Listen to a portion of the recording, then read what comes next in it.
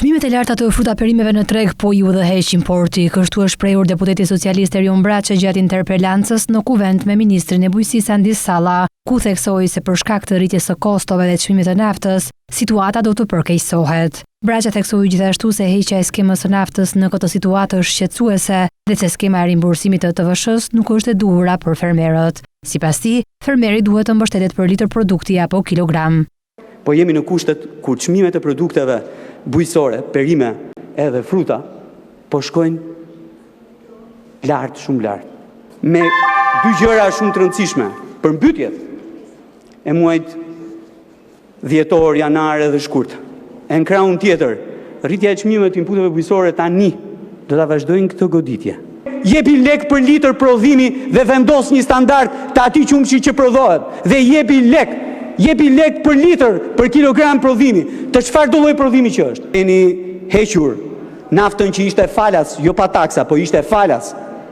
Në një moment krize, unë jam ai që kam thënë që po duhet ndryshoj skema naftës, po jo në një moment që nafta është 224 lek, është 220 lek. Nuk bëhet kjo në kushtet kur çmimet janë sipër dhe ne se dim se si do shkojnë, sepse rrisin drejt për drejt koston. Ka vajtur 17.000 lek plugimi, 14.000 lek freza.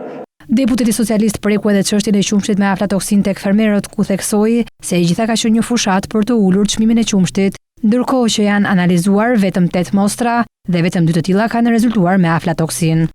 Ulja e çmimit të qumshtit tek blegtori u detyrua pikërisht nga rezultati financiar, rezultati ekonomik i fabrikave të qumshit.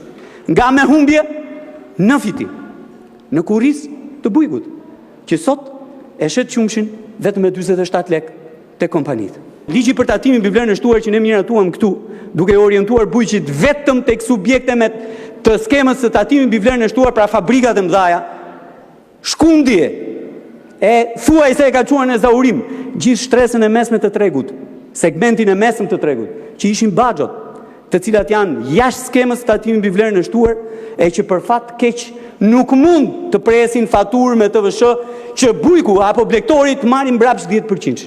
Importi nuk mund dhe nuk duhet të kthehet në instrument deformimi të tregut brendshëm. Çmimi duhet lidhet me parametra të matshëm, etiketimin, me cilësinë dhe përmbajtjen, higjienën, standardin dhe sigurinë ushqimore dhe me sasinë e dorëzuar, pra me rregulla të qarta për të gjithë. Muajin e kaluar ka pasur një përplasje midis fermerëve dhe kompanive të përpunimit të qumshtit, për shkak se qumshti i tyre nuk u ble me argumentin se ishte me aflatoksin.